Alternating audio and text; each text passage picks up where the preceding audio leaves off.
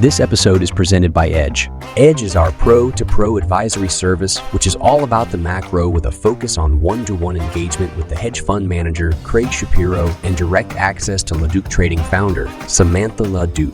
Unlock your Edge with 20% off for a limited time. Use special promo code at checkout. For more information about Edge, visit www.laductrading.com/edge. Hey, greetings. Thank you so much for joining us for Macro to Micro Power Hour. I'm Samantha LaDuc, founder of LaDucTrading.com, joined by our macro advisor, Edge Manager, Craig Shapiro, who will interpret all this data that we've had economic-wise since end of August into the beginning of this very busy week. And then, of course, what bond market is reading into next rate cut regime. So let's talk first data, and then we'll open it up to Q&A. If you have questions, feel free. It's kind of an open Q&A session after we kind of go through a roundup of the macro backdrop. Just hit us up in Zoom Q&A. All right, Craig, what do you make of the latest and greatest economic data? I know we got the Beige book in today, et cetera. So where do you want to start? So look, I mean, it's September, it's back to school, back to reality.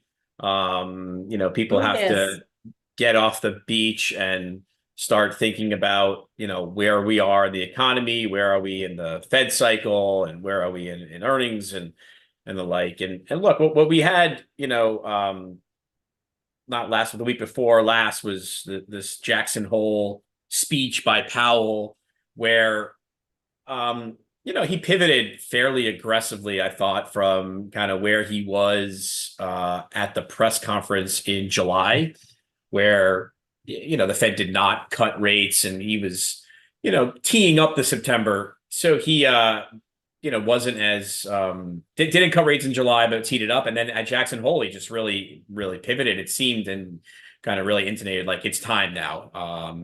No longer want any unwarranted slowing in the labor market. And it seemed like the Fed was getting incrementally concerned about the growth data. And, last week was a quiet week, but here we are. Now we get the data this week for August. And, so far, so bad, I guess, is the data with the ISM data yesterday kicking things off and manufacturing. And not that was too much of a surprise. Manufacturing's been pretty bad for quite some time, but the new orders really dropped. Inventories rose, new order to inventory spread kind of making multi-month, multi-quarter lows. The employment component of that figure also at 46 was pretty poor, and so that really kickstarted, I think, some fear in the market about the growth trajectory of the economy. And so something I've been harping on is since really the middle of the second quarter is that I felt like we finally were at the point where the long and variable lags of monetary policy were biting, and we're hitting an increasing part of the economy. And now I think it's starting to show up more and more in the data. And then today we had the JOLTS data, which was from July. And so that was the poor payroll print that we got last month. Now you're getting some more data that comes out of that payroll print. And it was lower hirings and lower job openings. And so, really kind of, I think, solidified that July was a step down in labor market momentum, which, we knew, but I think it was pretty telling that, the last month was revised lower and this month was worse. And then interestingly, and I had been pointing out that the Beige book sometimes gives you nuggets of information. And I posted this in our channel and on X, which was that the Fed actually acknowledged that 9 districts are showing declining economic momentum. And if you go back over the last 4 years since COVID, the Fed's only ever referenced a decline in economic activity 4 times in a Beige book, which is wild. This time, December of last year, which is when they pivoted, and then twice during COVID. And so they very rarely talk about this deterioration in economic momentum. And so it's clear, and I apologize, I keep trying to go in and out of the video. I know some people are asking, but I'm just going to stay off video for now. I don't know. I can't seem to figure it out. But the Fed, through its anecdotal work with the Beige book, is obviously becoming incredibly concerned, right? 9 of the 12 districts are showing either flat to decelerating economic momentum. This is what Powell was picking up when he spoke 10 days ago. And now we are in the Fed is going to cut. And so the question is, are they going to cut 25? Are they going to cut 50? How many cuts? How quickly? And the like. Now, the markets are expecting an aggressive Fed cutting cycle. And so the question is the Fed going to deliver that aggressive Fed cutting cycle, or are they going to deliver a more protracted or a slower pace of cutting? And are we going to go from this idea of normalization cuts, which is the Fed lowering policy because inflation has come down, to something that is more like accommodation cuts because the economy is slowing so rapidly that or is about to slow so rapidly that we need more accommodation and more Fed liquidity. And so I think the jury is still out on that. I don't think that the data so far would suggest at 2% GDP and at still 4.2% unemployment and credit spreads incredibly tight and the S&P at 2 to 3% from the highs. I don't think that the economy or markets would suggest that we're in recession or that we're rapidly approaching recession, and such that the Fed will need to cut aggressively now. However, I do think that the pace is starting to pick up of slowdown, and I'm concerned that with the election uncertainty that we have in 2 months and such a obviously a divisive electorate and policies from either side, which are very different, where winners and losers in the economy will be very different depending on who wins. I think we're going to get an economy that kind of just sits on its hands here for the next couple months. No hiring, no corporate CapEx, no big consumer outlays. And so the data is going to slow in a much more aggressive pace. And so if I'm the Fed, if you cut 50 now, the economy probably will need that kind of accommodation, but maybe it doesn't need it now yet. And so is the Fed supposed to be ahead of the curve? Are they supposed to be behind the curve? I mean, this has been a Fed, the way that they've communicated for the last several years is slow, methodical. They don't panic. They've held rates flat for, the last year, despite the market keep wanting cuts. And so they've been slow. So I continue to think that they're going to be too slow to address what I'm seeing as an incremental deceleration of the economy. Although if I were them, I would address it. So it's a little bit of a weird place to be. I think for me, it's like, what is the Fed going to do versus what should they do? And I think, sometimes markets believe that what the Fed should do and not what the Fed is going to do. And so in this case, I think the Fed is going to only cut 25 when it should probably be cutting more aggressively. And I think it is that dynamic which opens up a potential air pocket for lower risk asset prices, because when the market is disappointed in what the Fed is going to deliver, we typically sell off in a way that almost brings back the Fed to where the market is. And so literally, that's kind of where I think we're headed to into Friday. And obviously, tomorrow we get more data. We get the ADP data, which will give, not always, perfectly correlated to NFP for Friday, but, we'll get some information there. And then we'll get the services ISM for the month of August, which is important because, we know manufacturing is weak. Our services showing deceleration as well. And the employment component of services will be particularly interesting because a lot of folks will look at that as a leading indicator on what Friday's NFP might be. So tomorrow's a very important data day. And then Friday we get payrolls, where the market is looking for a pickup versus last month. Market's at 165 versus 115 last month or so. I know Bank of America is at 200 because of the belief that last month's weakness was more weather induced than not.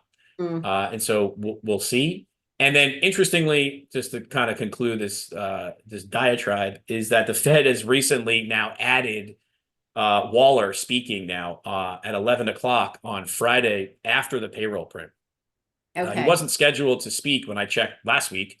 So he's on the calendar now. And look, I think that is the way that the Fed will try to control the messaging coming out of the payroll print before the blackout period, which starts on Saturday. So it's basically the Fed's last word before they go into blackout.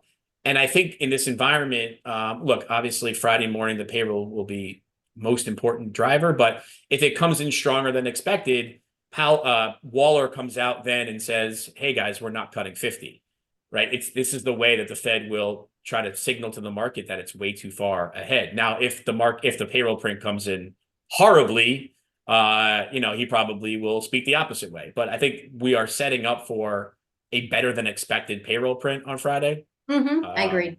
So I think him speaking after the fact will be the way that the Fed tries to start this cutting cycle with a 25, as opposed to feeling like it's being forced by the market to start with a 50. All right, so let's jump into the yield curve, since so many are focused on this post whatever it takes, which was really kind of my interpretation anyway of the Jackson Hole speech by Powell on Friday. He wanted the steepener, long story short, and he got it. So now that we are at, negative 0.9, but pushing above at the zero mark, we're nanoseconds away from positive, and we were actually for a hot minute, a New York minute today. What's your rundown of what happens next, given what you just talked about with the hikes, and a few questions in regards to this steepener as well, because you also know that I still have this dotted line down here of inversion at some point in time. So we have to talk about that. When will this disinversion end and come right back down and fill that gap? So you can't see it, can you? Yeah, I can see it perfectly. Yeah, I can see the charts. Okay, Yep, okay. I'm all good. We're good.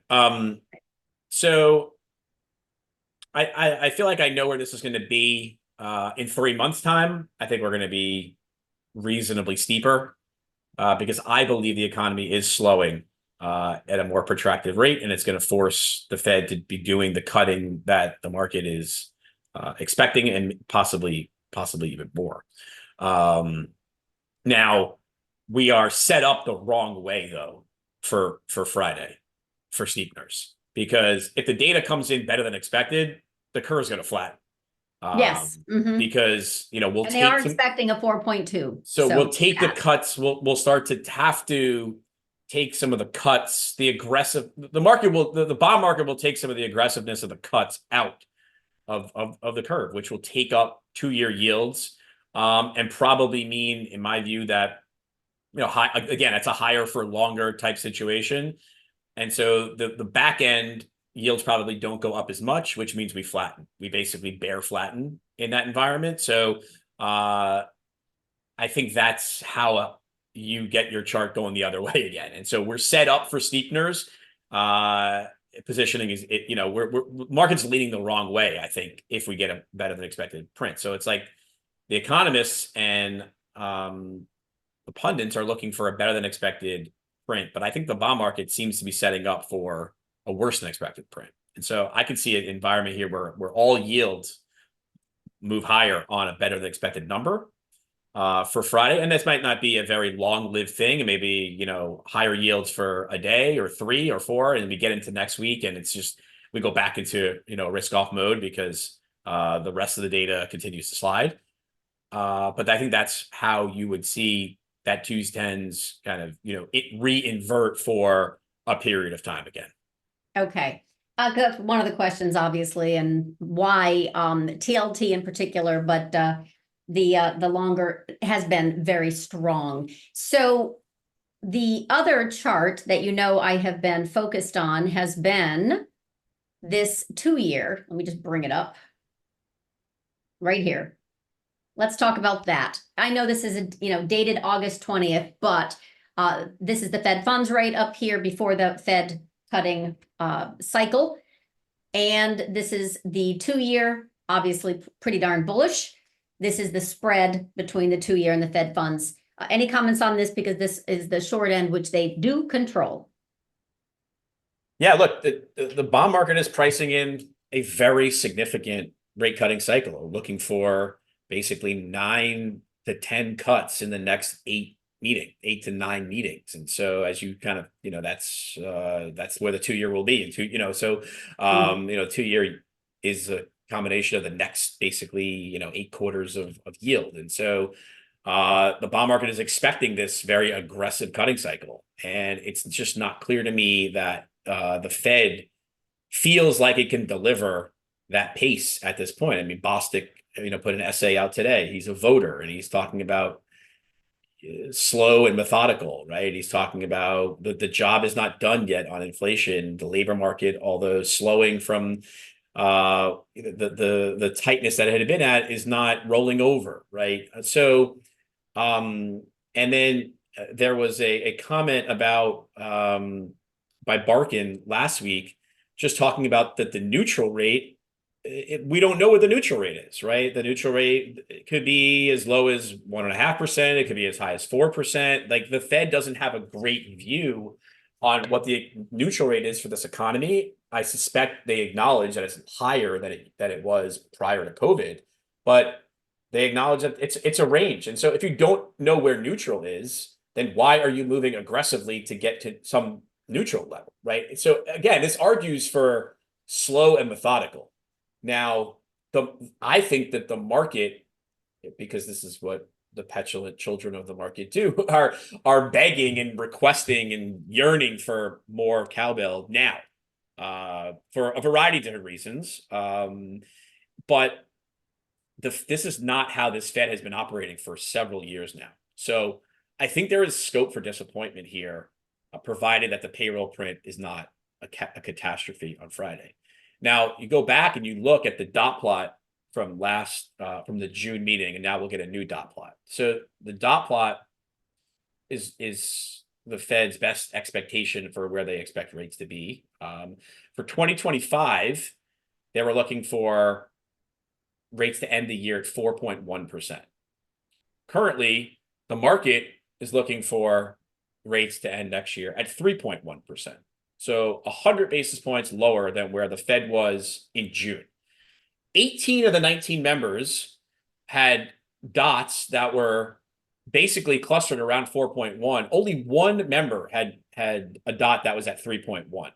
So in order to get the Fed to move the dot plot down towards 3.1, it really takes heroicism, right? It's simply not going to happen. You have too many members of the Fed. There's going to be people on the Fed who only are looking for 2 cuts this year, let alone 6 to 8 cuts next year. So I think that there's a scope for disappointment here when a hawkish dot plot comes out as the Fed's way of trying to signal to the market that it once again is too far ahead of the Fed's reaction function. And this has happened countless times over the course of the last couple of years, where the Fed has used the dot plot as a way to try to signal to the market, hey, no, this isn't right. Now, sometimes they do it with words, right? Waller did that earlier this year in January. The Fed markets came into the year looking for 6 cuts, 7 cuts, and Waller had to come out and give a speech in January, basically saying no. And then the market priced those out. And then there's been times where they've had to use the dot plot in order to price out the market. And I think that's what they're going to have to do again, which is to use the dot plot as a way to push back against the market's view that an aggressive rate cutting regime is starting in September. What about oil? We've had a very large pullback of late, which caused Monday morning a lot of shake and bake after Ueda of Bank of Japan said, yep, he still sees a follow through 25 basis point rate hike by end of the year. Oil retreated very strongly despite all the geopolitical risk.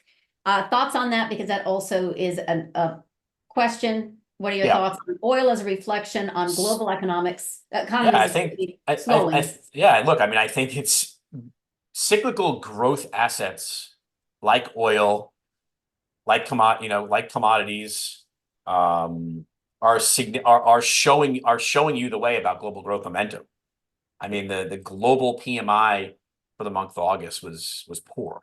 Whether it was for manufacturing, whether it was the US, whether it was China, European, the global growth momentum is deteriorating, and oil is showing you that. And oil is showing you a slowdown in consumption in China. And so I think the oil weakness is a demand story, right? I mean, OPEC clearly OPEC Plus has a role to play here. I mean, there was a comment earlier in the week that OPEC was looking to raise production in order to offset the Libya outage, and now today they came out and said, man, maybe we're not looking to raise production. So there's a little dynamic of OPEC may increase supply that's out there, but I think this is just a reflection of a slowing global growth momentum economy. And so and I think the bond market is suggesting slowing global growth momentum. And I think the gold price, basically still ticking close to the highs, is suggesting global growth momentum is accelerating. And the internals of the stock market are suggesting global growth momentum is deteriorating, because the rotation into defensives is something that we've been talking about for months now. And that seems to be in overdrive, right? I mean, whether it's staples, whether it's utilities, whether it's healthcare, whether it's real estate, we're seeing more and more capital kind of out of big tech and flow into there. And I think what we got starting yesterday is some of that latent capital that was going out of tech and into cyclicals or into small caps and into some of the other stuff. I think we lost that leg yesterday with the momentum. And I think we're going to continue to lose that, whether it was energy, out of XLE, out of XME, out of XLI, out of IWM, all now plowing into the most defensive parts of the market.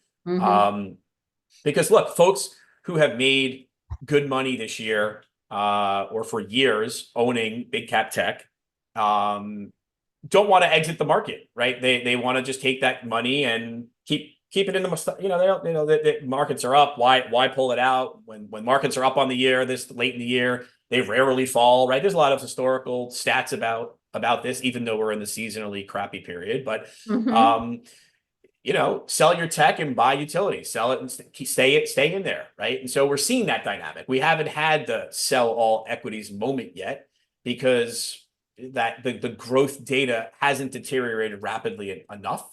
I think it's coming, but I think that's what we're seeing. So look, I think the internals of the market, the oil price, the bond market are all reflective of deteriorating global growth momentum that is unlikely to be arrested with this first stage of interest rate cuts, right? We've already seen a cut from the EU, Canada today. We're going to get one from the Fed, but the 25 bips is not going to do anything for the economy. So I think the market is recognizing more cuts will be needed. More cuts are certainly priced already.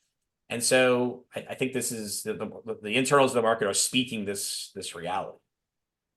So on this oil chart that I have just posted, I have been kind of loud about a change in my yield call, which had been that we would soften from that 4.68 and then fall into about 4% and move higher into the end of the year. But I had a caveat, very loud one, that if we break 3.8%, we won't. It will actually be going lower yields. And one of the big reasons I turned in April was, first, I had this warm summer housing market call in March that the 30-year would be falling and drag the 10-year lower. Second was in April, where I said, I actually think oil is going to fall much lower. And one of the reasons was this monthly chart of crude. And if anyone kind of see, this is literally what I saw back in April, that this was losing momentum and starting to roll over. And once we get below this zero mark, which I know not everyone is into the intermarket or the technical that I do, but I'm showing you it really helped time this, basically this weakness, and oil will pull yields lower with it. So I'm very much focused on that 70 mark, right, where we're toying. And it's not a perfect level, but it just says if we get and stay below that, we definitely have weakness. And you just talked about this, manifestation of demand slowdown, et cetera, which then brings us to the next issue of recession risk pulled forward. So you're getting that question. I've written about this repeatedly in the past few months. But what do you think about, and I know this is very tough to do because we don't have any labor data right now. Triggers that I have, for example, very specific triggers, right? My 267 jobless claim trigger. I think it's going to get there this year, but that's typically what will pull forward recession risk. What are the things that you look for as it relates to that question of triggering a recession risk. In other words, pulling that forward so the market actually starts to price it in to the actual, we're in a recession. And obviously neighbor and you know, is always has to look backwards. So yeah, we're not there yet. We're not there yet. calling a recession or saying the economy is in a recession, not that doesn't make anybody any money. So but I think what's important is to recognize that, this cycle, much like every cycle is different. And what we have here in this labor cycle is unique in that, companies spent years trying to find talent, trying to find labor. Post-COVID, it was very difficult.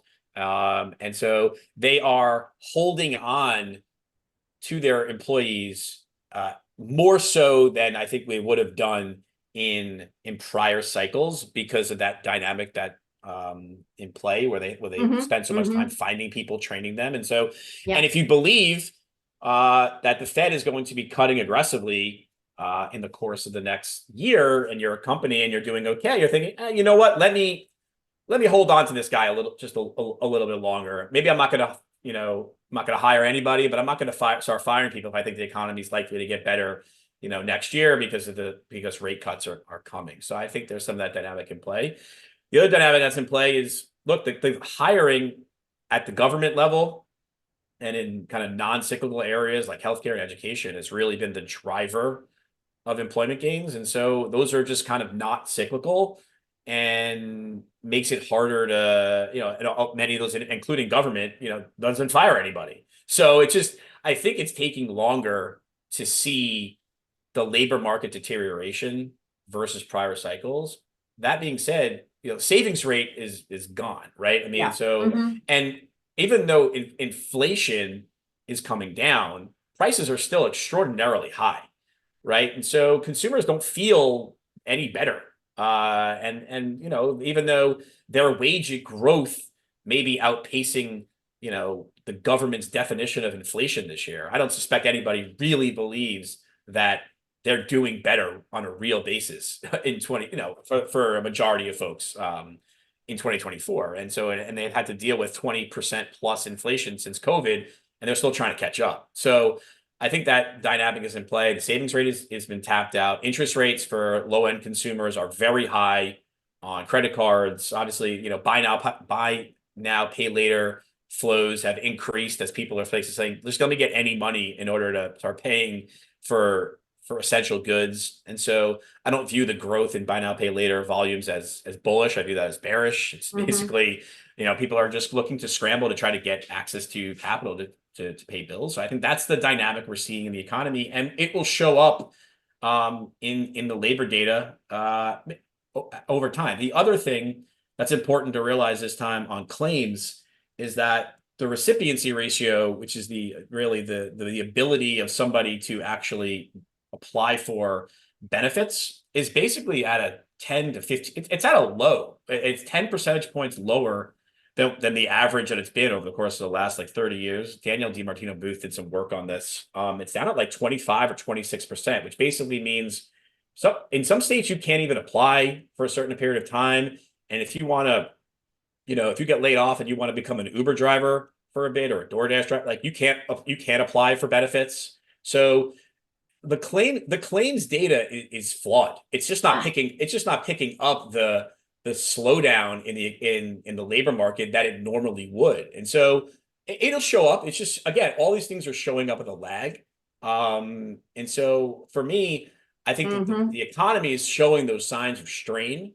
And one of the good things about traveling all around the country for a few months is you see, kind of live outside of the bubble, and you see what real people are doing, and this summer was very different than last summer for me, just as far as occupancy rates at places I was staying, or the talking to folks who own restaurants or at the national parks or whatever it was. There's a slowdown out there. And the other thing I was noticing, and I put a chart today, I think in chat, if I didn't, I put it on Twitter or somewhere, but just the TSA volumes, the checkpoints, starting to slow down over the course of the last 2 weeks on a year-over-year basis, right? So, I think we're starting to see some of that data, in the restaurants and in travel and leisure So I think it's all coming.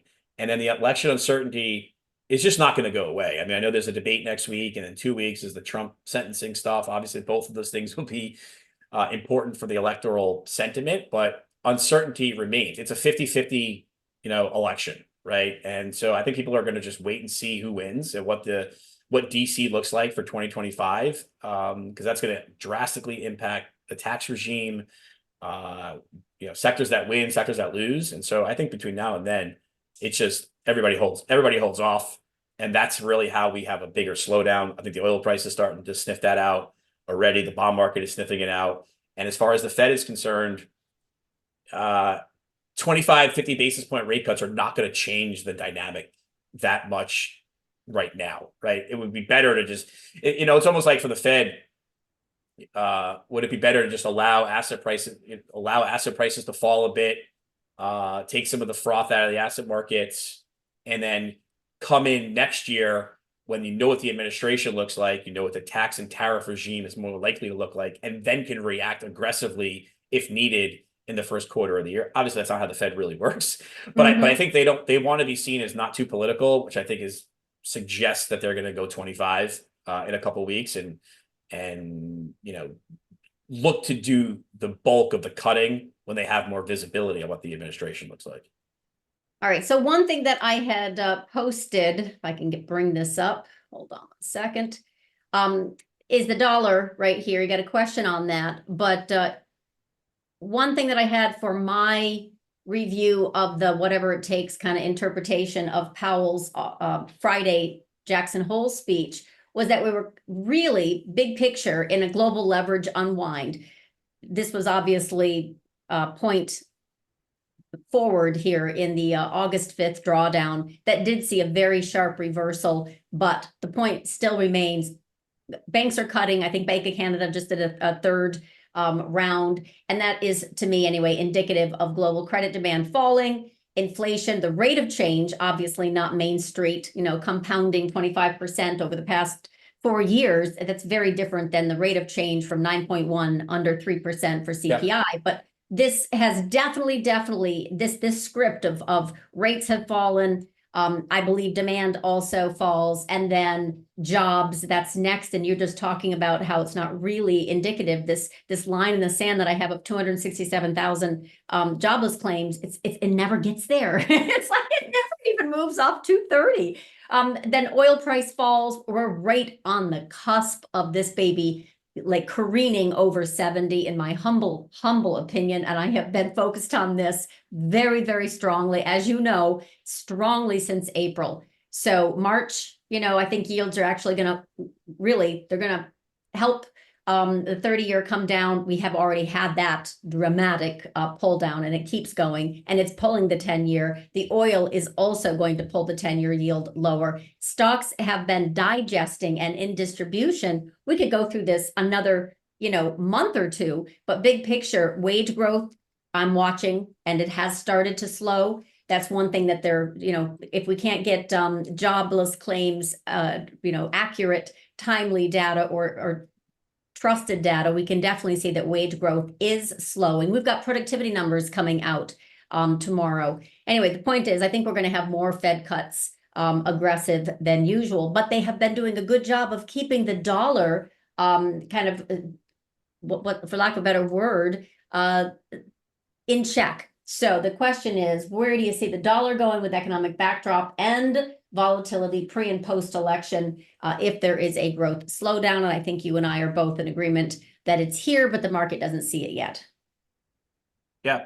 I mean, there's a lot of dynamics in play here with respect to the dollar and, what it means for foreign ownership of U.S. assets. I mean, clearly for years, we've had a U.S. exceptionalism trade that's been driven by higher yields in the U.S., higher growth in the U.S., better, technology companies that can grow in the U.S. And so foreigners have been plowing money into U.S. assets for quite some time and at an accelerated pace since the beginning of 22 when we started to raise rates. And so right now with the DXY kind of hovering at the 101 level, we've basically retraced most of the strength that the dollar has had versus other developed market currencies still to when this hiking cycle began. I mean, when the hiking cycle began, or call it the second quarter of 2022, that we're back to that level of 101 on the DXY. And so if the dollar continues to weaken, which I expect it will against the yen and probably against the euro as well, you run the risk of capital continuing to flow out of US dollar assets. And so look, I mean, as far as the dollar yen is concerned, Japan is raising rates, and the US is cutting rates, and the US growth is starting to decelerate versus Japan growth, which is, it's not great, but it's not getting worse than, the growth differential between the US and Japan is narrowing. So both of those things set up for yen strength. And if that gets accelerated by repatriation of capital, I mean, look, and this is probably a bit conspiratorial, but I mean, the Biden administration decision to cancel this Nippon Steel, US Steel bid really is a slap in the face to our biggest ally, Japan, and their ability to invest and their desire to invest capital in the US. I mean, I could understand. I can understand on the margin why the Biden administration is thinking about this, right? It's Pennsylvania, it's steel, it's jobs, it's reshoring. But there is no reason why a Japanese company cannot own an American steel company. The Japanese have plants in America, like Japan. I mean, this is wild. And so to me, I think if you're, a Japanese company who's thinking about investing in America, deploying capital in America, you're gonna be like, I don't know if I'm gonna do it anymore, right? I may not be able to. I may not be able to get my money out. I'm not there. It's not advantageous for me to do it anymore. Clearly, the administration is not working to see that I can invest here. And so on the margin, does that help accelerate flows out of the US back into Japan? Possibly. I mean, we'll see. I mean, I think it's Japan obviously owns a tremendous amount of treasuries. There's been a huge rally in treasuries over the course of the last 6+ months. I mean, does Japan Japanese investors look to start selling those as US growth starts to deteriorate and invest at home, where the yield differentials are now becoming more favorable to invest at home? I know the numbers and the absolute level of yields in Japan is very low, but when you adjust for hedges and the cost of hedging to take that money out of the US, it actually it's more attractive. It can be more attractive to just keep the money at home. So I think dollar yen is probably going to continue to weaken. I have less confidence in dollar euro and dollar pound, because I think Europe and the UK have their own issues as well. But look, I think the dollar is certainly going to keep devaluing against gold. We've talked about that a lot. And so as the economy slows and yields go down, and the deficits in the US will continue to rise and likely accelerate into, if we get into a recession, gold is going to, I think, be, amongst the best performing assets, probably, between now and the end of the year and for the first, part of next year for sure. So I know I've been bullish on gold for quite some time and all year, but I see it continuing. It's a strong trend. This happens to be, for anyone who's like, before I had yen and very straightforward, crude prices. This happens to be a ratio of silver and gold, but it's one that I show because it just is a gorgeous, on a monthly, a gorgeous trend higher. So long story short, yes. But in the short term, we could definitely have a dollar move higher and put some, continued pressure on precious metals. Commodities have been absolutely weak, and that's also kind of part and parcel of what you're talking about with economic slowdown. But I also think, but look, again, this is, that thought plays out over weeks and months. I mean, we also have to think about, the here and now, which is folks have become more negative on a dollar, and we're headed into Friday payroll print. And if the payroll print comes in better than expected, we can have a dollar rally again, for a period of time into, into the Fed meeting, let's say, because we don't cut as much or the market has to remove those cuts. And so that can, at this point, maybe hurt some folks if dollar rallies. But I think that trend is is in play. Plus, I mean, the seasonals for dollar are very favorable to go up in September. The seasonal for yields to go up in September is very favorable. Bonds down. So I think people are potentially set up the wrong way if we get a hot payroll print on Friday. So that's more of a tactical 1 week to 1 to 2 week trade, potentially, depending on the data. But broadly speaking, I see substantially lower risk asset prices between now and the election on an economy that continues to decelerate and on a Fed that is by design going to be slow to address that decline. Well said. I think it's more of a dance in that we have option plumbing, if you will, of the options market has oftentimes driven a lot of the rotation. And we've had some very strong, kind of VAR shocks that happened obviously into August 5th, Monday morning pre-market when VIX hit 65. But we also had it again this past Monday. That was very much a volatility trade that was, I saw it actually, it was kind of ironic. I said in the room, it looked like dealer hedging off sides. So we definitely had that rotation as oil tanked, 5%. That carry trade, there is one on yen. There is on that we use oil as a collateral, bonds as collateral. It definitely was well positioned, very large. I don't think it's over. I mean, I don't think it's over yet. I mean, if you look at, I don't think it's over. But there is dollar yen vol is moving back higher again. The move index, the move index had another big day today, higher. So even with yields falling, the move index moved 5 points. It's up towards 119. So fixed income vol is moving. FX vol is moving, and equity vol is starting to move, although it hasn't caught up yet to where fixed income and FX vol is. Yeah. And I suspect, maybe we'll probably be there by, we'll be there. I think tomorrow will probably be a VIX up day and a hedging day for payrolls for Friday, just because we always have that dynamic in play now into big events, into big macro data releases. Vol explodes into the event. So we are going to go into the payroll print at a very elevated implodes. Well, the VIX explodes, but yes, yes. So we will be at an elevated vol for the payroll print.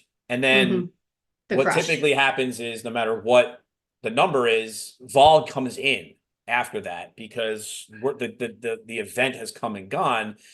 And then the question will just be, does the data necessitate folks having to re-put on hedges for next week because of a variety of different things that are going on, right? That's what happened into the August print, was there was a lot of other things that were going on. Payrolls come in, we go into that payroll print on August 2nd at an elevated level. The payrolls come in worse than expected. Vol gets sold for that Friday, but then rips for next week because there's a lot of other things going on. We could be in that situation again for come this Friday, this week, and depending on what the payroll print comes in. But I think it's likely that if we have a better than expected number on Friday, vol will dampen, and we may have a relief that the economy isn't imploding and shit's not going to hit the fan, and dollar yen's not going to go to 140 over the weekend. That may give us some reprieve for a couple of days, and then we have to reposition for the Fed meeting as we get closer. But I don't think we're out of the woods on this carry trade unwind stuff, and I think the way that the bond market and FX markets are already acting suggests that it's possible that the first move on August 5th was really just a precursor to a larger earthquake that is coming, over the course of the next few weeks. So a question came in. Do y'all have the consensus view of an election year rally into year end after a market correction into the fall week seasonality? Most were expecting, I think, the 3750 JP Morgan caller coming in toward end of September to be really a focus for September 20th options expiration, that monthly is still a very strong possibility. But as it relates to the election, I still believe they do not want the market to fall apart. I think they're having a really tough time keeping crude oil above 70, right? My line in the sand, the 10-year above 3.8%, and especially as the mortgage, the 30-year is falling. I had that for a quick hot moment and then I forgot it. This is pulling the risk, I think, forward. So all we need really is that jobless claims to spike and surprise, but I don't think it's going to be end of this week. So I think some of this stabilization will come into play toward the end of the week, and then we could rally into the September 20th. But after that, actually, I think they're having a really tough time with the carry trades, one after the other, and with these volatility spikes that I just showed you in the Bloomberg article, right? That dealer hedging I was talking about. I literally saw that Monday morning going, they're off sides. This is not a weak market relative to cumulative volume and advanced decline and some of the other indicators that I follow in the live trading room. It really was very concentrated semi sell-off, not just AI, NVIDIA, questioning, which we also were already like, come on, it's as good as it gets. But for their earnings last week, but it was really this again, a VAR shock in volatility that is causing a lot of folks to now be worried about selling puts, right? So we had this amazing regime of positivity. They were just buying calls, lots of gamma squeezes, selling puts, and now they're like, whoa, whoa, whoa, we've already been blown out a few times here. So they've cooled that down. But I'm still not of I think we need all three legs of that table to fall apart, not just yields and oil, but also the labor market, before I can really say that this is done. However, I do have a kind of a follow-up, which is this chart. Hold on. Let's see if I've got that. Something I put for clients early on, which was, I know it's hard to read because it's a picture of a picture, but this RSP, and we've talked about this with clients back in July. In fact, we did a Macro Edge webinar on July 9th and said, careful. And this whole concept was about this extended outlier in equal weight SPY versus the concentration in SPX, right? This absolute leveraged buying of NVIDIA, Microsoft, Google, et cetera, et cetera, et cetera. So you fast forward today, actually, this was a really great example of where we had a massive pullback, right, in July into that August 5th low. And then we are now, by the way, this was a few weeks ago, but the point is we had a nice bounce in growth. And this is what it looks like just today. I took a picture of this to kind of follow up, where we're still in this process of de-risking in the concentration risk of the Mag 7, Mag 10 really, because it's also semis. They're really, really, really rolling over. And this is still holding up very, very well, meaning the value. So I still see this as the dance. We haven't even made it into the COVID, which is fascinating, right? With this ratio, we haven't even made it back into the COVID lows. So all of this stuff that's been working for rotation is a very strong trend, and all of this de-risking, even when we have a solid bounce like we did with the V-shape, right, off the August 5th high, is getting retested. It's part of a distributive top. So I'm still going to caution that this is definitely tough to say we're done for the year. I saw one more high, but semis are so weak that I could talk that back. But for right now, I still see this as a dance of keeping the market in check. In play is maybe the way to put it. Positive vibe into the election. So it's really hard for me to completely rule out another momentum thrust into September 20th, and possibly we grind sideways into the election. Hard to tell right now because the volatility has been really fast and furious. But this chart has been a great guide that helped us position clients for the short in July into August. This reflexive bounce, this grind that we had for a few weeks, this rollover, basically, buy the rumor, sell the news of NVIDIA, and now we probably have one more go at the prior highs. Everyone trap all the bulls and then roll it over. Yeah, I mean, it's possible. I mean, it really depends on Friday. Look, I think that the defensive sectors clearly are moving more into overbought. So I'll be watching to see my indicators, do we get into the 99th, 100 percentile? Right now we're in the 95th, 97th percentile. So a little bit, we're getting there. Which ones are in the 95th?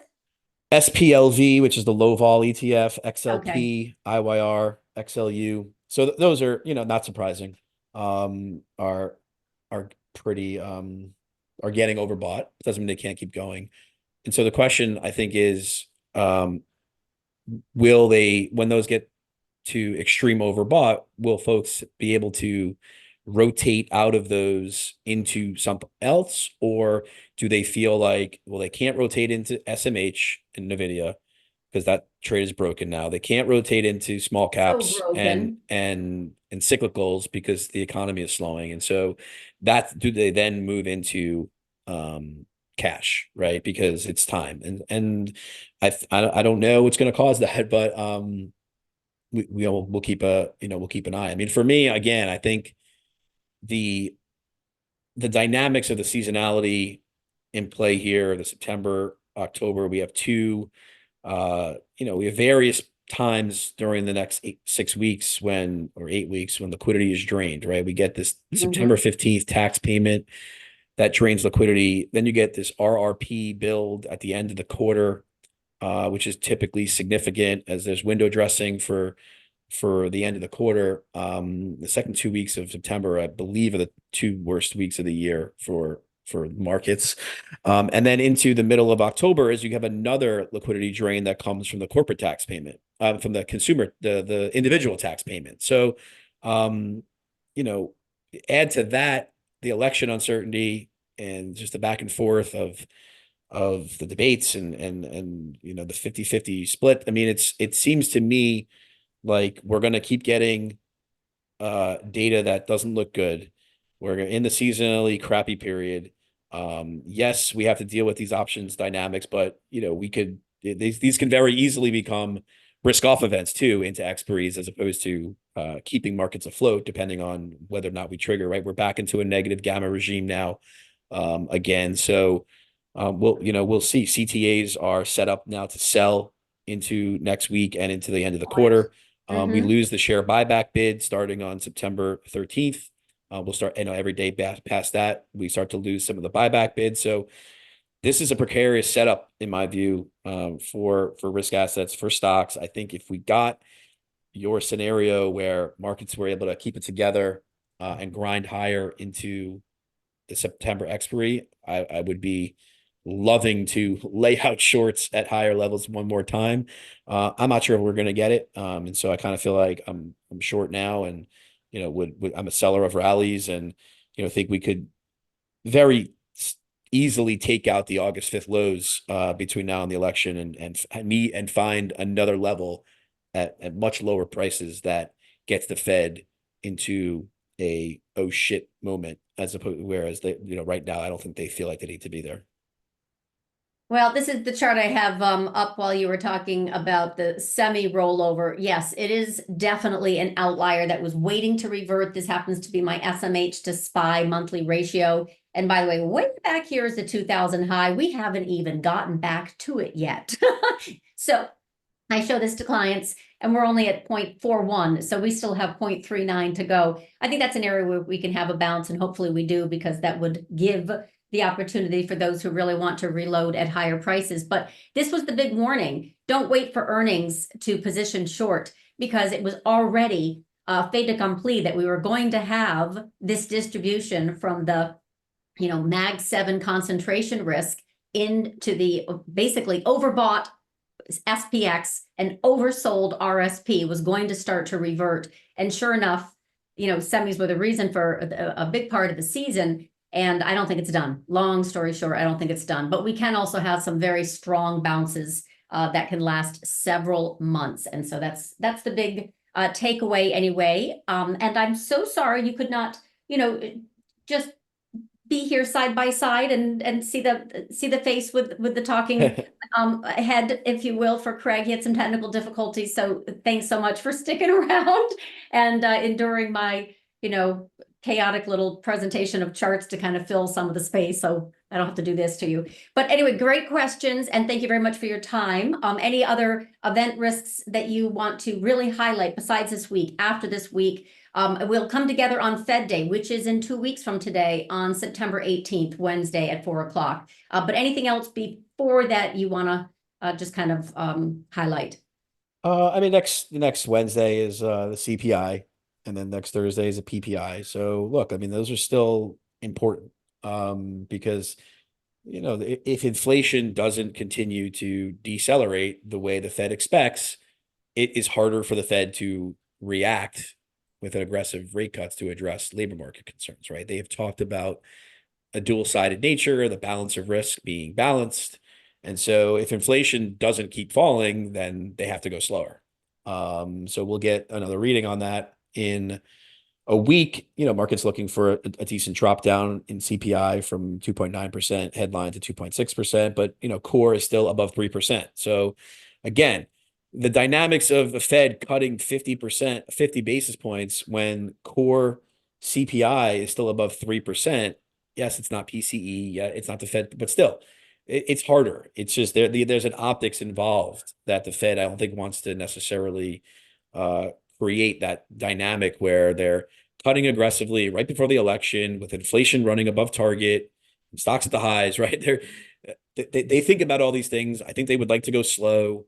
I think they're probably hoping that the payroll print comes in okay so that they can signal that they're going to go slow. Give them more time. Absolutely, I agree. I think that's what they're hoping for. They don't always get what they want, but I think that's probably what they're hoping for Friday. All right. Well, we will definitely be live in the trading room and in our client Slack workspace. And for those who might be interested, we are offering a Labor Day special that James extended until tomorrow, just so we can do this webinar for you. And it does give you access to all of us. We've got a phenomenal desk of 10. So from macro to micro, lots of subject matter experts from biopharma, oil, you name it, advanced options, Elliott Wave, all types of different approaches and timeframes and asset classes that we cover. So it's not just Craig and myself. I invite you to check it out, and I wish you all a great evening, and we'll wish you a great rest of the week. Thank you very much, everyone. Cheers. Thanks. Bye-bye. Subscribe to LaDuc Trading YouTube channel for more macro to micro power hour videos and other content.